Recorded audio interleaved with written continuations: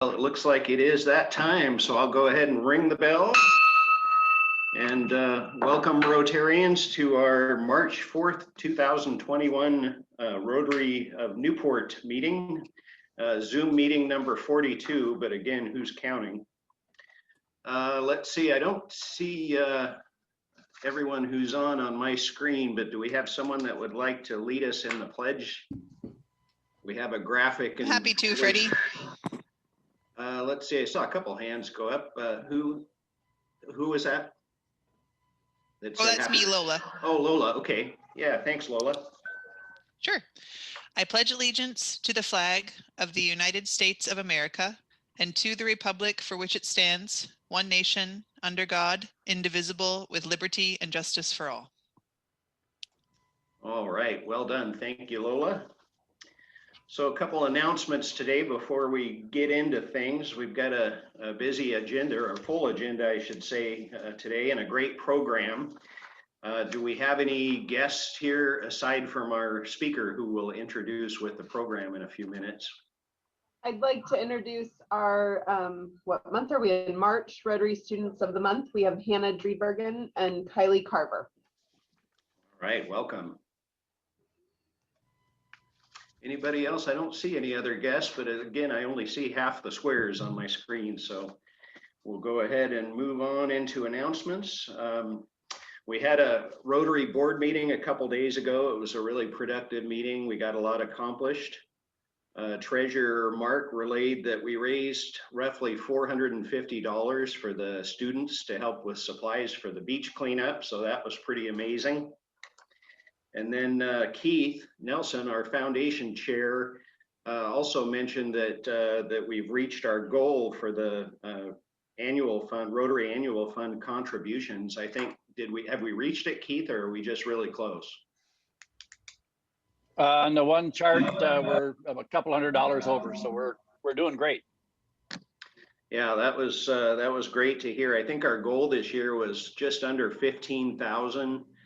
You know, it's been a tough year to try and determine, you know, where we should set that goal because of COVID and the shutdown and everything else. But so far we've met and exceeded. So thanks for everyone's generous contributions to the annual fund. And you know, I've heard a couple people question what the Rotary Annual Fund is. And it's basically the fund where they distribute grants, and most of the projects that Rotary does comes from this annual fund. Keith is actually going to be sharing a program on the Rotary Foundation and Annual Fund on April 8th, it looks like. So stay tuned for that in just a couple weeks. Let's see. We have a new Paul Harris recognition, so I'm going to go ahead and read this. Paul Harris Fellow recognition has been decorating our Rotary Foundation's passionate supporters for many years. It's a proud tradition that honors the memory of our founder, past Rotary International President Paul Harris. I believe that he would be deeply moved to see all that Rotarians and our friends of our foundation have done and continue to do in the name of his beloved organization. In order to be honored as a Paul Harris Fellow, someone must contribute sums of at least $1,000 to our foundation's annual fund, Polio Plus, or approved foundation grant. These funds can be used to honor others while being applied to the amazing work that has distinguished our Rotary Foundation as an organization that provides hope, health, and peace around the world. Becoming a Paul Harris Fellow is a tremendous accomplishment, and honor multiplying that generosity multiplies the community impact made with these contributions. So much good begins with these gifts. Wells are constructed, children are vaccinated against illness, senior citizens are afforded meals and services, children and adults are educated and given professional opportunities. This work is vital to the children, families, and communities who benefit. Only when people's basic needs are met can they pursue the larger elements of human life, including conflict resolution, community building, and peace. Paul Harris Fellows, in a very tangible way, provide stepping stones to a more harmonious world. I'm pleased to recognize a Paul Harris Fellow among us who has repeatedly gone above and beyond in doing good in the world. You will likely never meet the children, women, and men who will benefit, but on your behalf, I offer a sincere thank you. Richard O'Hearn has distinguished himself as a multiple Paul Harris Fellow. Thank you, Richard, for using your time, talent, and treasure to enhance the lives of others. Your generosity means so much to so many. On their behalf of the club, the district, our foundation's trustees, I thank you and I welcome you to receive your new multiple Paul Harris pin, which bears one sapphire. And I'll figure out a way to get this to you. Your office isn't too far away. Please wear this with pride in honor of all the lives that you will reach through your generosity. Please join me in a round of applause for a Paul Harris Fellow who continues to put service above self. Good job, Richard. Thank you, Brady. Let's see, last thing I've got is Rotary is having a COVID task force update. And that's going to be on March 9th, which is, I guess, a week from Tuesday, from this Tuesday, March 9th, from 5:30 to 6:45. It's going to be an update from members of the Rotary International COVID-19 Task Force. We're going to have Dr. Anne-Marie Kimball, Pat Merriweather-Argis, and our Rotary International Vice President, Jorita Solari. So it should be an informative evening to talk about Rotary's involvement with COVID vaccinations. So with that, any other announcements before we move on? I don't see any hands. I have one, Freddie. Go ahead, Diane. We are having our vocational lunch next Wednesday. Sylvia Polly will be the presenter, and the restaurant that she is supporting is Thai Elephant. All right, good choice on restaurants, and that should be a lot of fun. Those always are. So hope everyone can join us for the vocational lunch. Any other announcements before I turn things over to Bob? Freddie, I've Sonia. got one. I just want to make sure everybody knows that next, I think it's next Tuesday, March 16th, maybe it's the following Tuesday. Anyway, Tuesday, March 16th, we'll be having a Seize the Day committee meeting at noon. So if anyone is interested in joining us for our annual fundraiser planning, please let me know. All right, thanks, Sonia. And I think that's a week from next Tuesday, right? I believe that's correct. All right. All right, unless there are any other announcements, we'll go ahead and turn things over to our Sergeant at Arms, Bob. Looks like Bob might be frozen up on us there for video. We'll check back in a second with Bob. He's just muted. Here he is. Anybody? Can you hear me now? There you are. Hey, Bob. All right. I was saying this is going to be a rather quick one because we've got Lesley that's going to talk to us. But so now when I say, hi there, Rotarians, you say, hi, Big Bob, back. And that way it sounds like we're really all involved. Hello there, Rotarians. Hello, Big Bob. That's better. You know, we shouldn't have to train on this every week. Anybody do anything exciting for over the last week? I have some happy bucks, Bob. Okay, Lola. I am the new owner of a 1978 Volkswagen Transporter bus.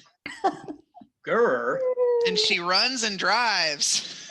Does that got the stick shift or automatic? Oh yeah, oh yeah. It's got a big stick shift and the hula hoop steering wheel. So if you see me cruising around town in my forest green Volkswagen, you'll probably need to pull over and give me a tow. Well, we're going to get rid of that green and we're going to change that to orange and black.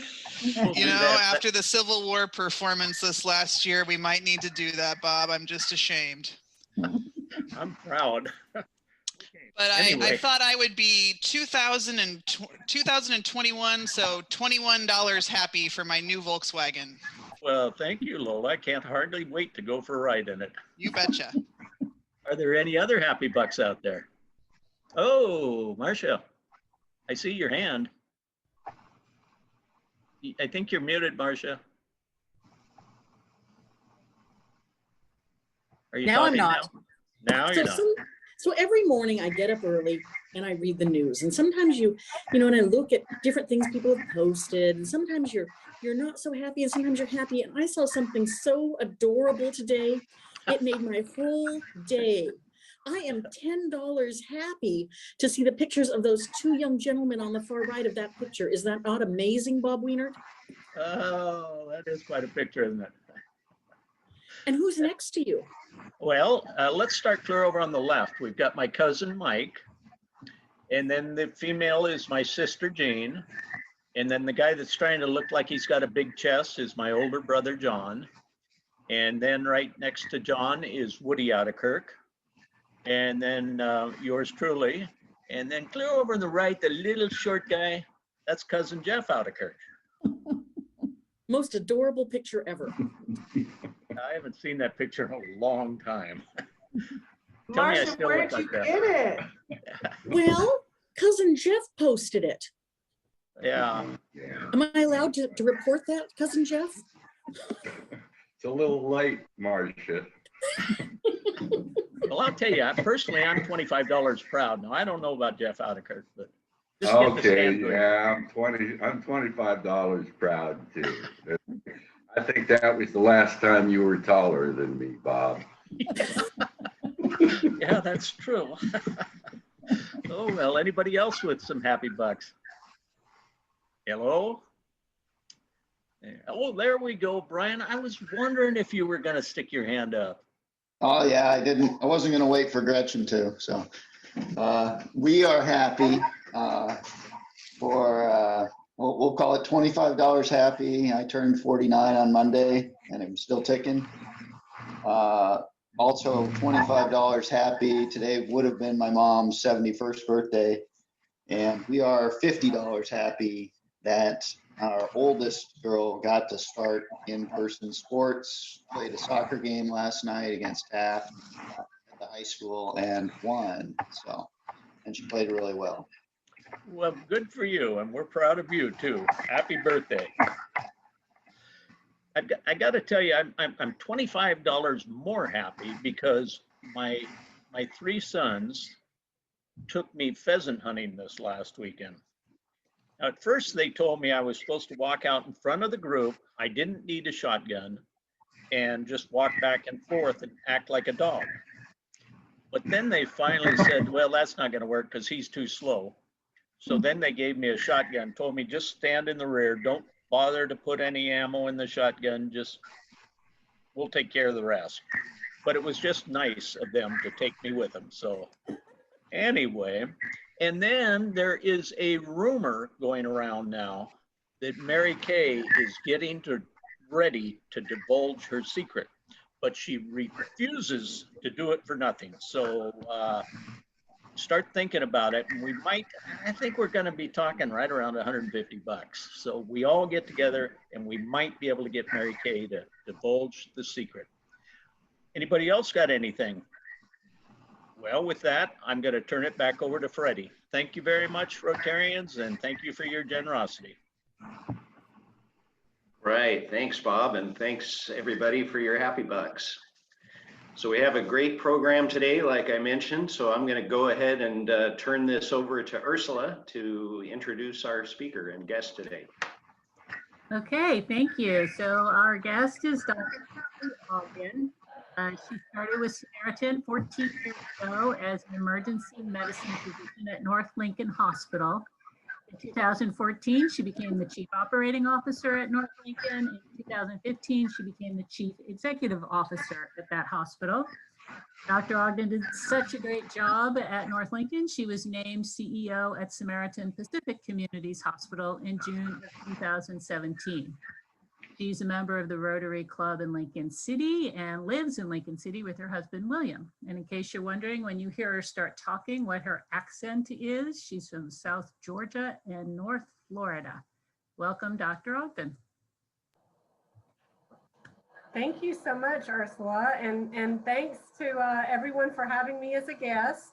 I always love to come and talk with my fellow Rotarians, but also just keep you informed. There's so much going on, especially with our hospitals and healthcare. And so it's so nice to talk with you in person. So Ursula indicated that one of those things that you might want to know most about was to get a vaccine update of really what's happening locally. And then also I'd like to talk to you about our Grow Our Own Doctors program, our rural residency program that is starting up, and it is for real. So I will share my screen if that works for you. And then we will make sure that you can see it. And I will start my slideshow. Let me know if you are not. Okay, so the first thing I'd just like to talk a little bit about the vaccine, actually vaccines. We've got 3 out there now. And so let's talk a little bit about the generics of vaccine hesitancy, timelines to develop them, the different types of vaccines, a little bit about their safety and efficacy, side effects, a bit about multi-dose versus single dose, because now we have a little bit of all of that, and how the vaccination program in Lincoln County is going, some of the issues we faced, and then last but not least, our family medicine rural residency track training program for physicians.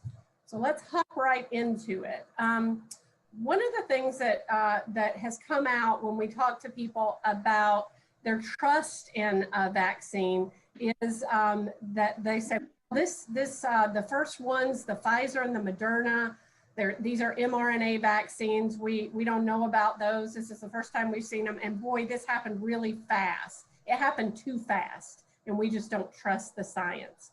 But what I wanted to do was show you these graphics. The top graphic shows you the normal process that a vaccine goes through for its approval, from design and exploratory preclinical studies all the way to the end to large-scale production and distribution. And yes, it typically takes 15 years or longer. But if you look at the bottom, this is what we actually went through with the SARS-CoV-2 vaccine development. And that's the vaccine against COVID-19. So one of the reasons that we were able to shorten that time frame from 10 months to 1.5 years in total was, if you look down at the very bottom in tiny, tiny print, it says pre-existing from SARS-CoV and MERS-CoV. Those were the previous SARS and MERS outbreaks that occurred around the world in years past. You know, sometimes we're looking at 10 years ago. Well, we started, I say we, the scientists of the world started developing a vaccine against those coronavirus types way back then. And they were looking at mRNA, the type of vaccine that we see developed by Pfizer and Moderna, as the way to do that. So what they did was they took this years and years and years and years of research and were able to just jump right in with it when we saw that we had a real problem worldwide. And the other things that happen that you may not be aware of is the amount of cooperation between different countries, between private and public partnerships, and you see this, universities teaming up with drug companies. It is unlike it's ever happened before. And so we really were able to really condense that down to this time frame. But you'll see all the parts are still there. We still had to verify the safety. We still had to go through the phased clinical trials. We still had to go through all the approval processes. We just could do it because of the leg up that our scientists already had. So again, years and years of prior work on that. If we look at mRNA vaccines in particular, how do they work? Just so you know. So basically, there's a synthetic version of a part of the virus's genetic code. And that is what we are putting in the vaccine. And it tells our cells to build the little protein that goes on the outside of the virus. And you've seen a picture of the virus itself, a round ball with these pointy little spiky things all on the outside of it.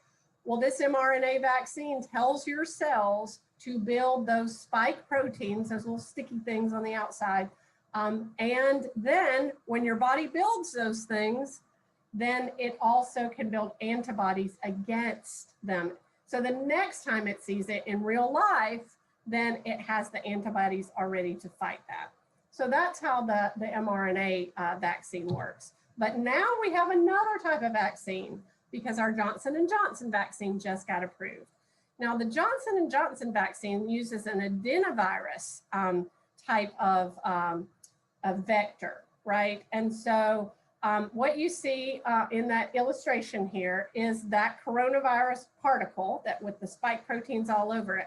We talked about the last line there, the mRNA type of vaccine, and you see that how the body produces that, that spike protein. But in the Johnson & Johnson variety, they actually purify the spike protein. They put it in a vector of the adenovirus, which is basically the common cold. They just make the common cold, they pare it down so it's hardly a detectable cold. You know, those really nice colds that you don't even mind having, or you don't even know you have. So they put that into that vector, and then it goes in and infects your cells, and it carries along the instructions to produce the spike protein. And so that's how it gets into your body versus an mRNA way that goes into your cells. This is actually another harmless virus getting into your cells and then producing the spike protein. But you see in all these different ways, the ultimate goal is to produce the spike protein that then allows your body to produce antibodies, or the fighters that fight against the virus when it sees it for real. Okay, so if we look at the safety aspects of these vaccines, we've got two mRNA vaccines on the market now, both Pfizer, BioNTech, and Moderna. Both of them were approved for SDA emergency authorization in December. Both of them had thousands and thousands and thousands of participants in those trials that we talked about. They're coming in really high in the efficacy category, but I want you to pay attention to something, because we've got to get pretty good at looking at how things were judged, because as you'll find as other vaccines come out, they're judged differently, and people want to pit one vaccine against another and tell me which one is the best, tell me which one I should be getting. But they don't always have the same measure of how they do what they do. So these were judged against symptomatic disease. Did people get any kind of COVID that gave them symptoms? And so if we look at the cases that happened in all these thousands and thousands of people, we had 170 cases, 162 in the placebo group and 8 in the vaccine group in the Pfizer study. And then severe disease, there were 10 people who got severe COVID in the Pfizer group, with 9 being in the placebo group and 1 being in the vaccine group. So if we just continue to look at Pfizer, Pfizer does take 2 doses to be most effective, and those are given 21 days apart, or at least 17 days apart. We can go back it up at least to that, but ideally 21 days apart there. They did not receive federal funding, but of course they are receiving lots of federal dollars to be purchased. The downside is that it takes ultra cold freezers, like beyond our normal freezer levels, to store this. One thing I added as well, as we learn more and more about the mutated viruses that are coming out of Great Britain and South Africa, those are the ones that we're hearing about, but also there's a mutated version coming out of California and one out of Brazil. We're studying the current vaccines against these viral mutations. And the way they're mutating is they're mutating to have increased transmissibility, meaning the ability for you to infect someone else more readily. And then also severity, meaning are you going to get sicker if you get that variant? So we are finding in most cases that both of those scenarios are true with these mutations. And so with Pfizer, we are seeing that it is somewhat effective against the British variant. We just don't know right now against the South African variant, and we don't have any other information yet against the California or Brazilian variant. With Moderna, if we look again, I won't go through those same studies of the cases and severe disease, but you can see it's very close. I mean, again, thousands and thousands of people tested, and these are the outcomes.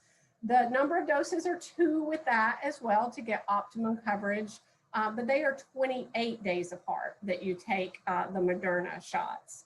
Moderna was federally funded from the beginning, and storage temperature is in a normal freezer. So it gives us a little bit more flexibility. We don't have to buy special freezers to store it. And we're just not sure if it's good against the viral mutants at this point. Maybe, and study is ongoing. Now let's look at this Johnson & Johnson that was just approved on February 27th by the FDA. Again, thousands and thousands of people, very similar type of studies there. But you know, you're hearing and you're seeing in the news a lot of information about the efficacy being different. Okay, here's where we need to get really smart, because if we look at it overall, you may have even seen 66%. 66% is worldwide. 72% efficacy is in the United States, and 86% efficacy against severe disease. That's getting pretty darn close to what we see with Moderna and Pfizer. So again, what are your endpoints here? And so don't let anyone feed you a line that one vaccine is better than another, because they're very, very close. And the other thing I'd like to say is we get so delighted when our flu vaccines are 50% efficacious in any year. We get so excited because we've identified the right variant of flu that is circulating, and we have this great, amazing, leg up on fighting flu that year. And we're getting all picky if our COVID vaccine is 86% efficacious versus 94% efficacious. You see what I'm bringing up is basically we're applying rules to the COVID vaccine that we don't apply to anything else in life. So all of these vaccines are really good. The one thing we really love about Johnson & Johnson, though, is it's one dose. And so you'll hear there's a little marketing thing. It's one and done.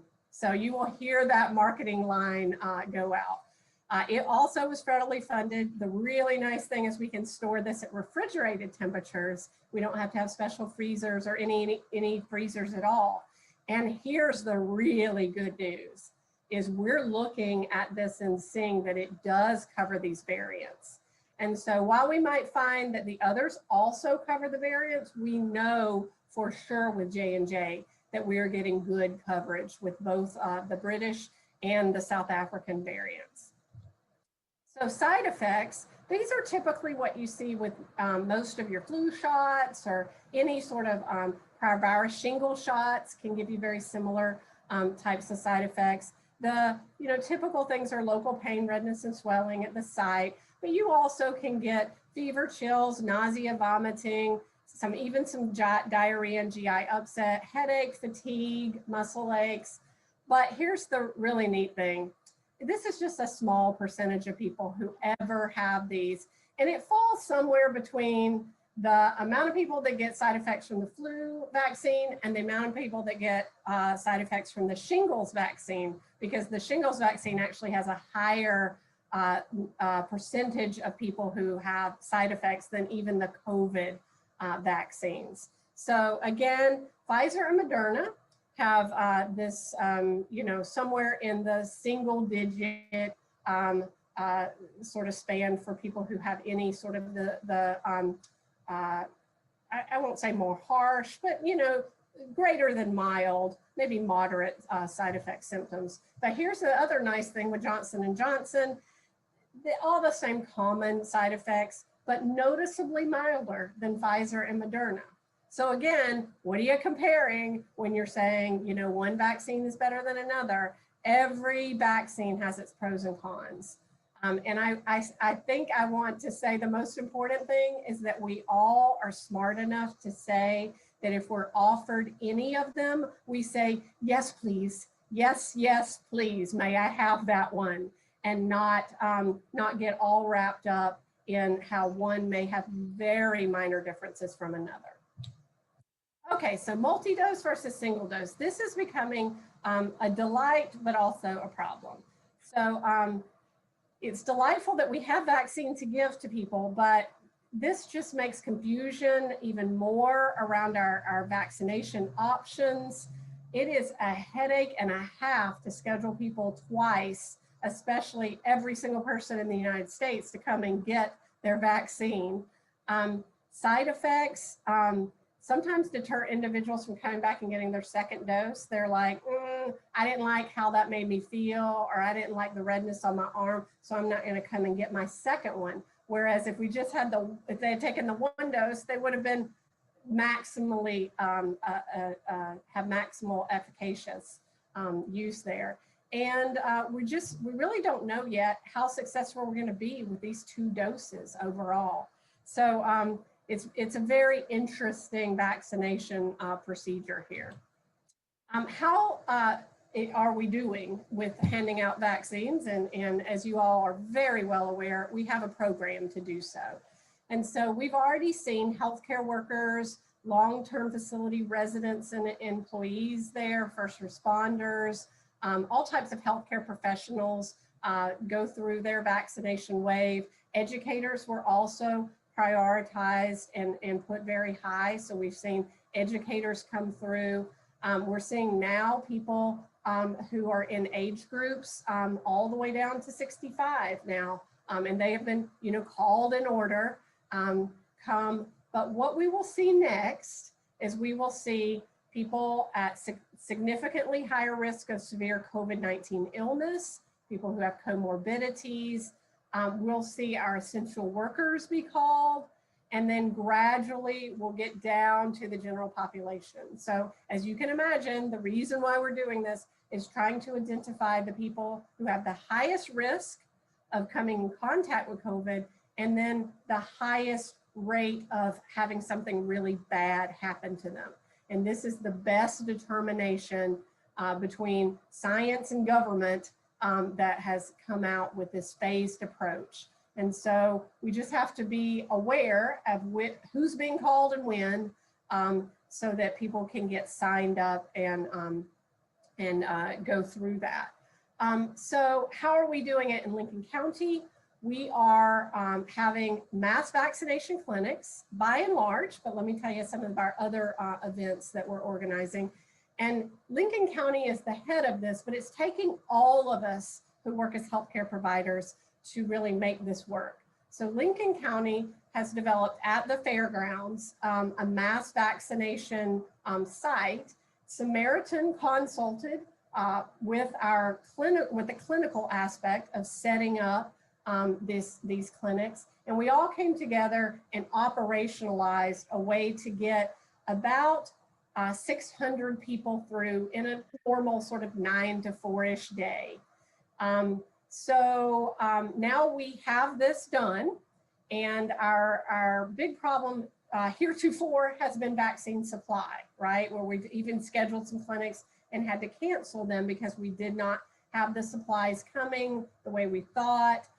Weather has impacted us, winter weather. Lots of things have gotten in the way of us getting vaccine, but that's getting smoothed out. So we're seeing that we're more reliably going to be able to schedule these events. But this doesn't handle everybody. It doesn't tackle people who have difficulty with technology, although we do have call centers set up at both the county and even with Samaritan to handle people who have no other way of signing up, who just do not do technology or have access to technology for whatever reason. We also understand that this is privileging those who can, who have transportation and can get there. And so we're having our home health folks go out and do vaccinations, in people's homes. Also, our EMS and fire folks, we just cannot throw enough kudos their way. They went out and did all the long-term care facilities on site, because the federal program that you may have heard of only really covered our skilled nursing facility, Avamere, in the county, and the remainder of the assisted care facilities were really left out. So kudos to North Lincoln Fire, Newport Fire, and Pac West. They took care of all of those places on site. Our Lakeview, Ocean View, Sea Air, you name it, they went out and they did it on site. They're also doing little firehouse, and I say little firehouse, they get like 150 people through, at their events at firehouses all up and down our coast. So they're really trying to help tackle those people who maybe can't get out of their community and can't get all the way to Newport. But the really important part of the Newport mass vaccination clinic is just the amount of people we can get through, right? We are already over somewhere between like 15 and 17% of our population now has been vaccinated. And we are so far ahead of some other counties in our state. And it's because of this level of cooperation and everyone just saying yes.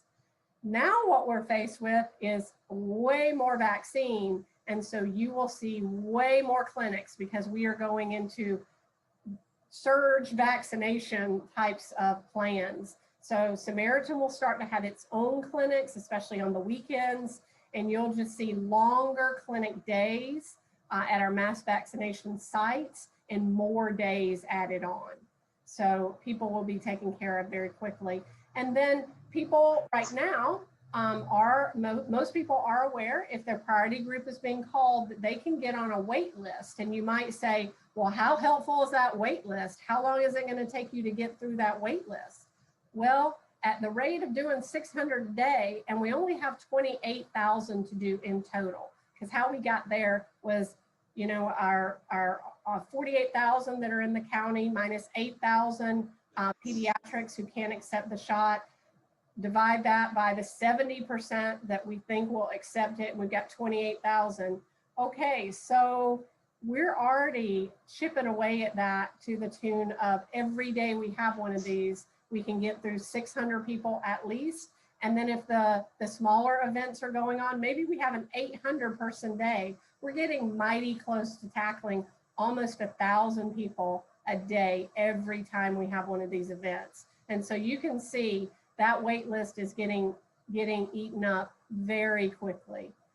Even yesterday, we had, after we did our 600, we were able to draw up 44 additional shots by doing very careful measurement with very tiny syringes. And we were able to call 44 people off the wait list and say, can you be here in the next half hour? We have a present for you. And boy, we made 44 people, additional people, super happy. So it was a great day.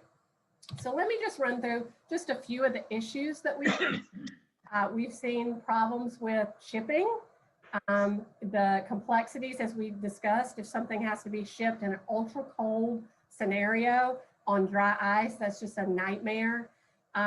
The distribution from the state, we have as a county, you may be very aware that we all signed a letter in protest of how we were seeing distribution going from the county, from the state to the counties. We felt that it favored the urban environments. And so we let our displeasure be known. And we think that that may have a lot to do with our continued distribution and getting what we're asking for, because we're very vocal. We are a very vocal lot. And then you may have heard about the federal stockpile that didn't exist. That was a big letdown, because we really thought we were going to get some floods of vaccine, but that didn't happen. We were very disappointed in the beginning that all of this vaccine came with no instructions other than a CDC website and some clinical advice on how to administer this. But it has been tough. Every county, every public health department, every hospital trying to figure out how to do this from scratch and not having a guidebook on how to do so. So I am, again, very proud of our county and everything they've done, all the partners. Supplies were an issue that's becoming a little bit better. There were some times when, as hospitals, we had to shift supplies of syringes and needles around amongst ourselves because we even had vaccine, but maybe we didn't have anything to give it in. So, we have seen a lot of cooperation go around, and that's sort of leveling out because now we are actually getting as many supplies as there are vaccines in the bottles. The tough part happened whenever we were pulling more vaccine than expected out of some of the bottles, but they didn't ship the syringes and needles to match. And I think I've talked about lack of guidance, but one more thing I want to say about lack of resources. Up until probably December, our public health departments had no additional funding to do what they've done. They were making this stuff up as they went. They have done a phenomenal job by and large across the state, but we just really have to throw some kudos at Lincoln County Public Health and the jobs that they have done. They are not sleeping, and it's not going to get any better for a long time. And the biggest thing that we can do is support them and be great partners to them as we're all faced with no additional resources and no additional people to do the impossible, but yet we're doing it. It's happening. So let me talk last about our family medicine rural residency track program. This is a shifting gears, but as we're faced with the pandemic, we're also faced with a doctor shortage that is coming up on us faster and faster. And we decided, much like our approach to vaccination, that we were going to be our own solution to what the problems we had in front of us and not rely on anyone else. And so what we have developed with grant funding from both national and state sources and the help of the Family Medicine Residency Program out of Corvallis, we have designed our own rural residency track program where we're going to train 1 to 3 residents, and these are doctors who have received their MD or DO, but then have to go through residency training, that specialty training in family medicine. We are going to accept 1 to 3 of them per year, ideally 2. We think that's just a magic number and a happy number for them to work together. We expect our site accreditation. They've already been on site and looked at our program. It will be based out of Newport, and we've already had that site inspection done. We expect that accreditation May 1st. That will allow us to begin interviewing for residents. And again, this is a rural program, so we will only be interviewing people who are interested in training in family medicine in a rural setting. So our program, we would interview this summer. Our program would start in the summer of 2022. So they interview a year ahead of time.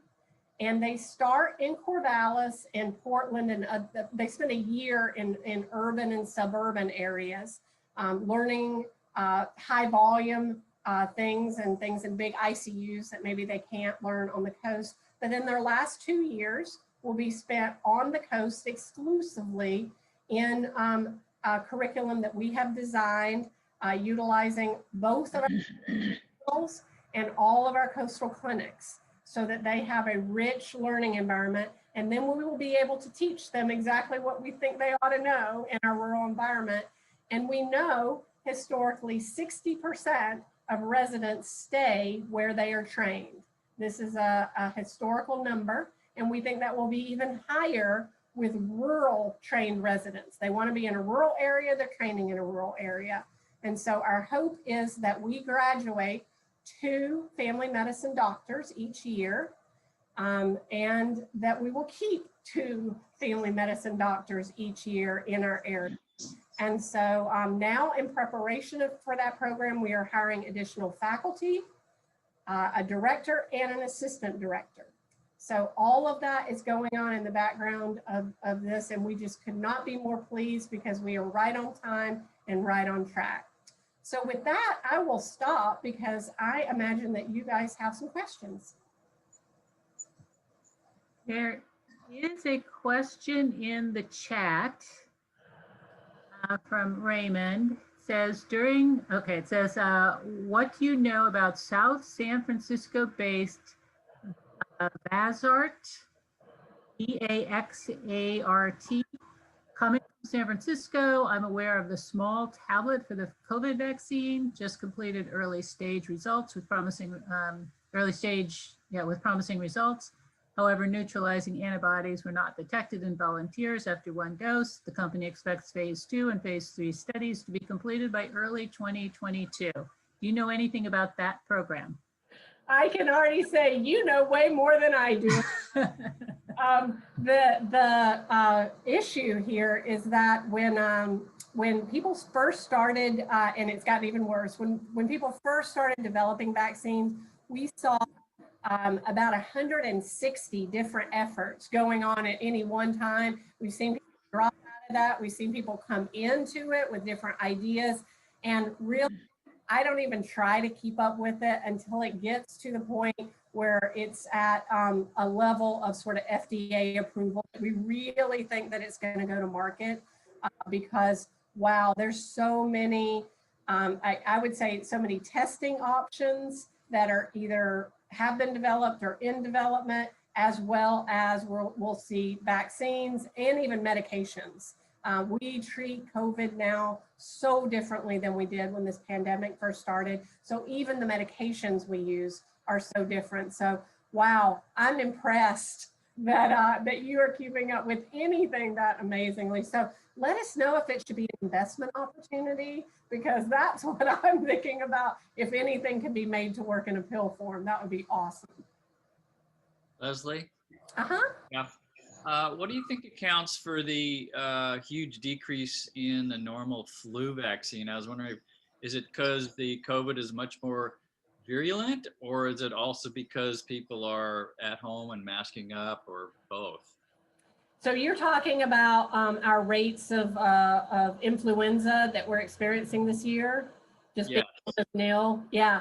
Actually, we're seeing that with a variety of respiratory diseases. I've been talking to pediatricians across Oregon who are saying that respiratory syncytial virus, otherwise known as RSV, is non-existent in our pediatric population. And it's normally the thing that gives kids that snotty, nasty, coughy stuff that ends them up in the emergency department. Actually, a lot of times an otherwise healthy kid, RSV will send them to us.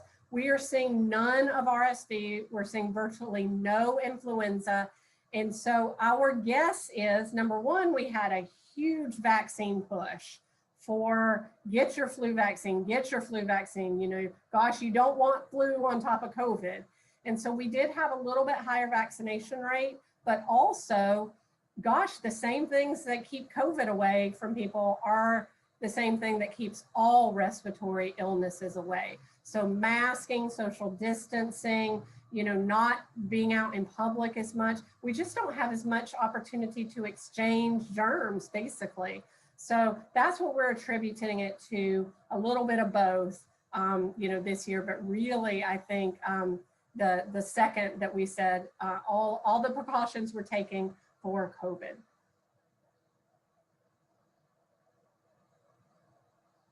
Any other questions?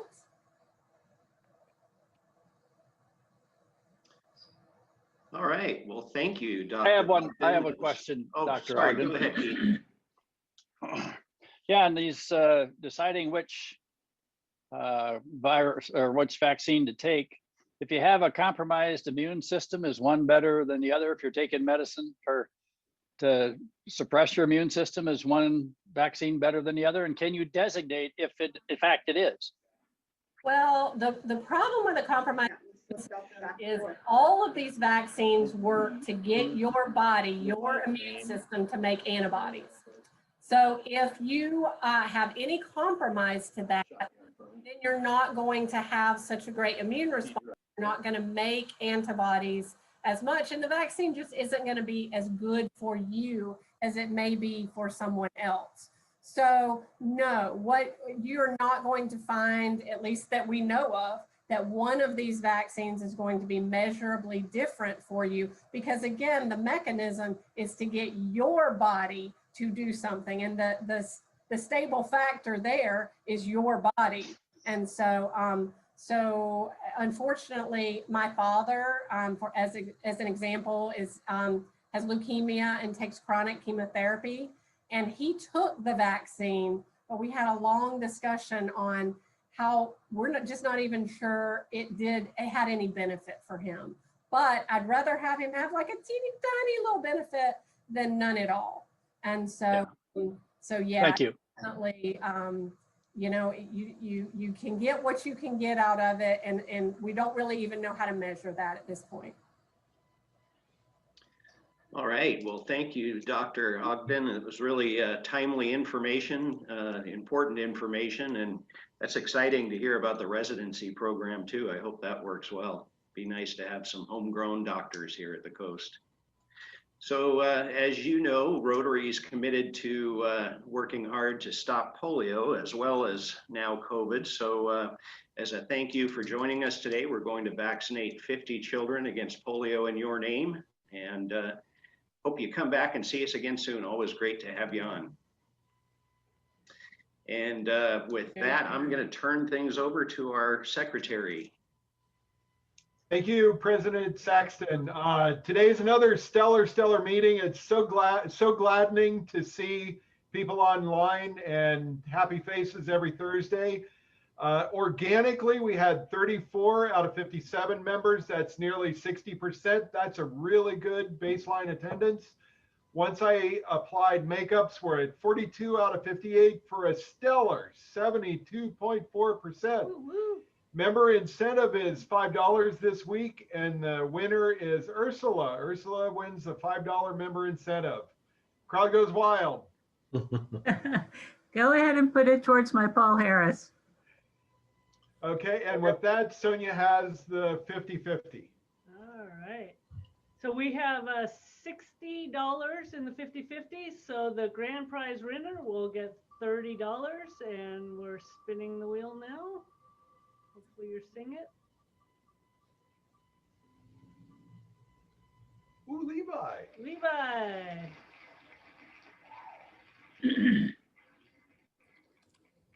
Oh, you know what? I forgot to share that. Anyway, Levi was the winner. Sorry about that. I didn't hit enough buttons. All right. Well, thank you, Jim and Sonia. Do we have a social media award? We do. Just a reminder, we're on Facebook, Instagram, and YouTube, and thanks for all the clicks. And this week's winner is Sonia Graham. All right. Thanks, John. We have another guest here today that I'd like to announce before we sign off. Many of you know that Nathan and Corinne Perry with Salvation Army have been reassigned. So I think they're down in Orange County, I believe, in California. So we have our new Salvation Army head, Major Raymond Erickson King, with us, who hopefully will join us here with Newport Rotary. Great to see you, Major King, and welcome. Thank you. It's great to see everybody online. I was heavily involved with the #2 club, San Francisco club, before moving up here. So I believe in Rotary and the mission and all the ideals that you have. And I look forward to meeting all of you in person sometime soon.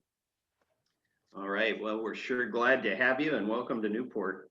And as a seasoned Rotarian, would you mind taking us out with our 5-way test? We have words on the screen, so it won't be, you won't have to memorize anything. All right. Is it the truth? Is it fair to all concerned? Will it build goodwill and better friendships? Will it be beneficial to all concerned? And lastly, is it fun? All right. Very nicely done, and thank you very much. Great to see everybody on here. Next week, we're having our four-way test speech contest. So that should be a lot of fun. So make sure and come back and join us next week. We'll see you all next time. And